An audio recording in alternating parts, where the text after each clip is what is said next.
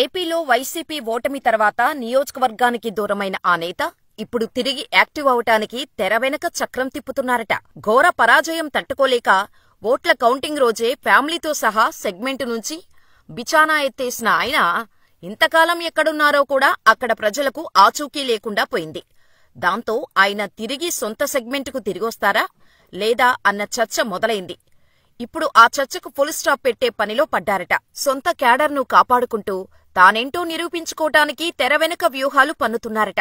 ఇంతకీ ఎవరా మాజీ ఎమ్మెల్యే? ఆయన రియాక్టివ్ అవటానికి ఏ నియోజకవర్గంలో పావులు కదుపుతున్నారు? కృష్ణా జిల్లా గన్నవరం మాజీ ఎమ్మెల్యే వల్లభనేని వంశీ. నోటి దూకుడుతో అత్యంత వివాదాస్పదమైన నేతగా పాపులారిటీ సొంతం చేసుకున్న మాజీ ఎమ్మెల్యే టీడీపీ నుంచి పొలిటికల్ ఎంట్రీ ఇచ్చి విజయవాడ ఎంపీగా పోటీ చేసిన ఆయన ఓటమి పాలయ్యారు. తర్వాత గన్నవరం టీడీపీ ఎమ్మెల్యేగా వరుసగా 2 సార్లు విజయం సాధించారు.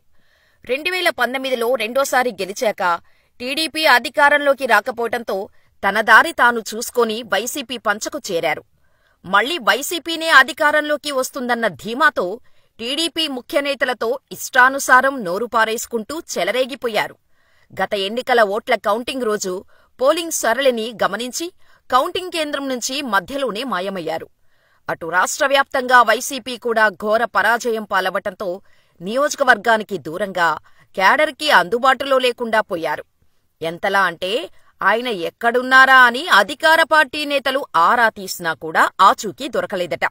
మధ్యలో ఒకసారి తాడేపల్లిలో జిల్లా వైసీపీ సమీక్షా సమావేశానికి హాజరైన ఆ మాజీ ఎమ్మెల్యే మాజీ మంత్రులు పేర్ని నాని, కొడాలి నానీలతో కలిసి మీడియా ముందుకు వచ్చినప్పటికీ మాట్లాడకుండానే గాయబైపోయారు.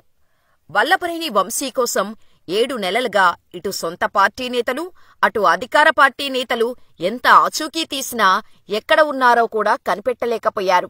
టీడీపీ ముఖ్యనేతలతో పాటు చంద్రబాబు ఫ్యామిలీపై ఇష్టం వచ్చినట్టు నోరు పారేసుకున్న వల్లభనేని వంశీపై తెలుగు తమ్ముళ్లు ఆగ్రహంతో రగిలిపోతున్నారు.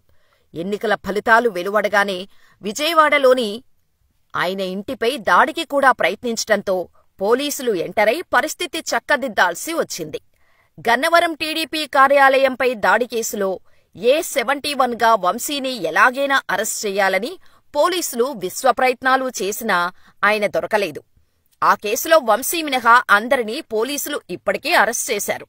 అయితే వంశీ మాత్రం ఎక్కడ ఉన్నారో అటు పోలీసులకు, ఇటు టీడీపీ నేతలకు అంతుచిక్కలేదు. ఆ క్రమంలో వంశీ రాష్ట్రాన్ని దాటి విదేశాలకు వెళ్లారని ప్రచారం జరిగితే, మరికొంతమంది మాత్రం పక్క రాష్ట్రాల్లో తలదాచుకున్నారని పెద్ద ఎత్తున ప్రచారం జరిగింది.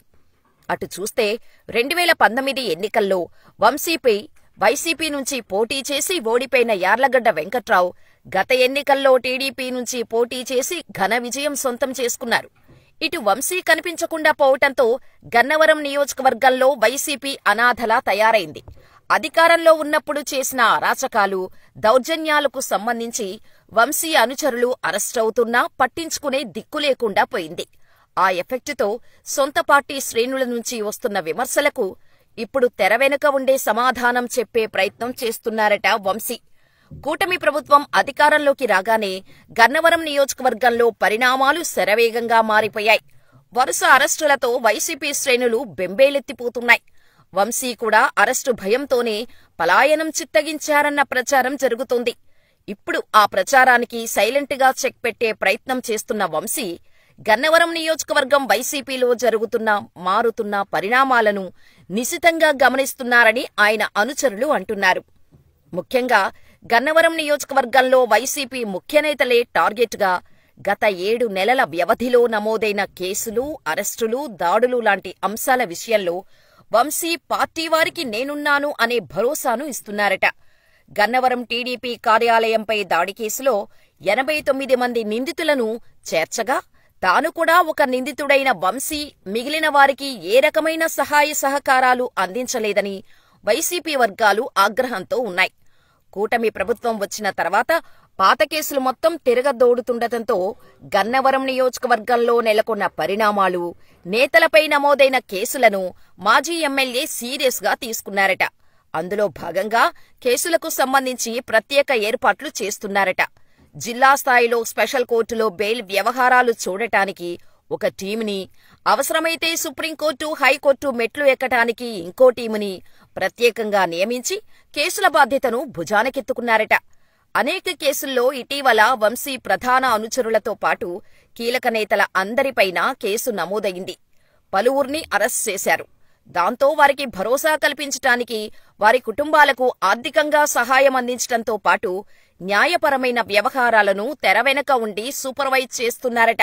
నోరు జారి వంశీ చేసిన విమర్శలు అప్పట్లో పెద్ద కలకలమే రేపాయి.